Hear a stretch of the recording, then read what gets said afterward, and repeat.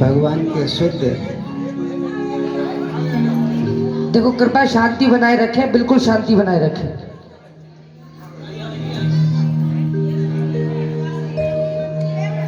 इस दिव्य होली उत्सव में पधारे समस्त वैष्णववृंद एवं माताओं, आप सबके श्री चरणों में अनंत जय श्री कृष्ण। नहीं, यही आ जाएंगे, ठीक है। अगर पैर में प्रॉब्लम है तो चेयर दे दो।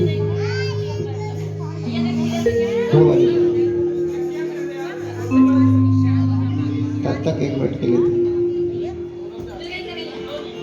देखो, संकुचित करके नहीं। जैसे तमाम शोर शराबे में मैंने मंगलाचरण गाया और मैं सुन रहा था प्रिय दीपांशु बच्चों को चुप हो जाइए, हल्ला गुल्ला।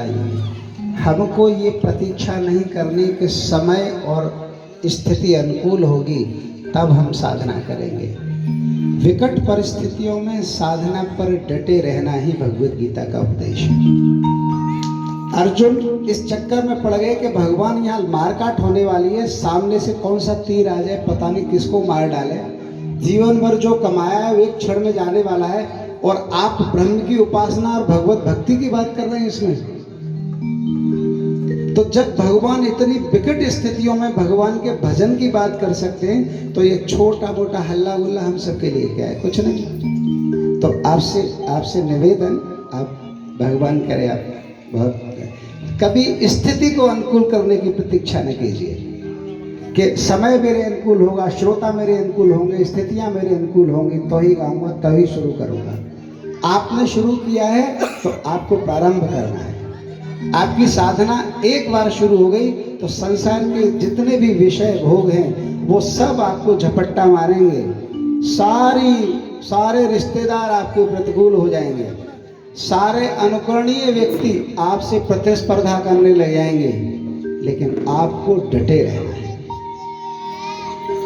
तमाम लीलाएं करने के बाद धर्मराज ने भगवान से पूछा कि हे कृष्ण, मैंने बहुत वेदांत पढ़ा है, दुनिया का कोई ग्रंथ नहीं जो मैंने नहीं पढ़ा, और ऐसा कोई ज्ञान भी नहीं है जो मेरे पास है नहीं। धर्मराज युधिष्ठिर, अब मैं आपके विषय में एक चिंतन बताता हूँ।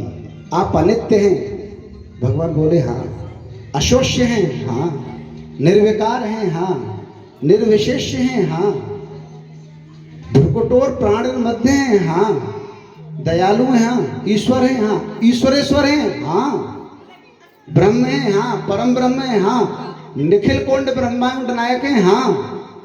लेकिन धर्मराज कहते हैं ये सब होने के बावजूद भी गोविंद, मुझे ऐसा लगता है कि आप कुछ और हैं, इसके अतिरिक्त कुछ और भी हैं, और मुझे उत्तर चाहिए। मैं आपके शरणागत हूं। जैसे अर्जुन हुआ ना, है? अर्जुन ने कहा ना कि मैं शरणागत हूं, ऐसे ही धर्मराज ने लास्ट में कहा कि मैं शरणागत हूं, मुझे बताइए कि आप और क्या हैं। तो गोविंद बोले कि हे धर्मराज, ये सब कुछ मैं हूं, है ना, सब कुछ हूं मैं, आदि अंत मध्य अंत सब कुछ हूं, लेकिन इसके अतिरिक्त मैं कुछ हूं, तो वो मैं रस हूं। तो भगवान की लीलाओं में सारा ज्ञान एक तरफ, और बेढंगा और बेसुरे गानों पर और होली पर नाचना एक तरफ। भगवान को जितना वेदांत पसंद है, जितना भ्रकुटी के मध्य में प्राण को स्थापित करके साधना पसंद है, उतना ही प्रेम भगवान को उल्टे सीधे भजनों पर भगवान का नाम आते ही नाच पसंद है। तो आप सब जो नाच रहे थे ना, ये सात्विक नाच है, ये सात्विक नाच है। यही नाच यथार्थ में है। जैसे बहुत सारी चीजें हैं, दीपांशु आकाश प्रभु जी गजल भी गाते होंगे, मन आता होगा तो कई बार जो क्लासिकल सिंगर्स होते हैं, जो उत्तम सिंगर होते हैं, उन पर गायबना नहीं रह जाता है, तो ये कुछ गाते होंगे, लेकिन सर्वसिद्ध गायन वो है जो भगवत भक्ति के लिए गाया जाए, है ना। भगवत गीता क्या है? भगवत गीता ये है कि हमारे जीवन में जितनी भी प्रतिकूल परिस्थितियां हैं, उनके अनुकूल होने की प्रतीक्षा किए बिना जहां हम खड़े हैं वहीं से भगवत भक्ति का आरंभ हमारे जीवन में हो जाए, वही भगवत गीता है। अंत में भगवान ने बहुत सारी चीज बता के क्या कहा? मन मनावा भगवतो मग्धा जीवा नमस्करो मामे वैश्यम सत्यम ते प्रतिजाने प्रयुष में, है ना। केवल मेरी शरण में आओ, फिर क्या होगा? मेरी शरण आओगे तो क्या होगा?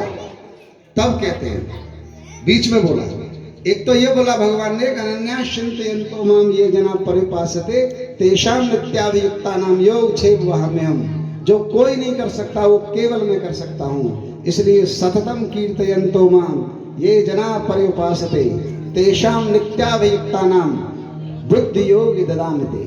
कि जिनको कुछ समझ में नहीं आता वो केवल मेरे को भजते रहे, मैं सब समझा दूंगा। और बाद में कहते हैं सर्वधर्मान परित्यज्य मामेकम शरणं व्रज।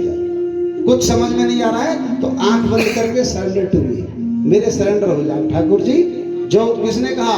राम सुखदेव जी महाराज ने कहा, हे नाथ मैं आपको भूलू नहीं। वेणु माधव ने कहा सृष्टि के प्रकट होने पर क्या कहा? प्रयाग में, माधो सकल काम साधो। भगवान ये घोषणा कर रहे हैं। तो यदि आज्ञा हो आकाश प्रभु तो हम तो एक भजन सुना लें। सीखें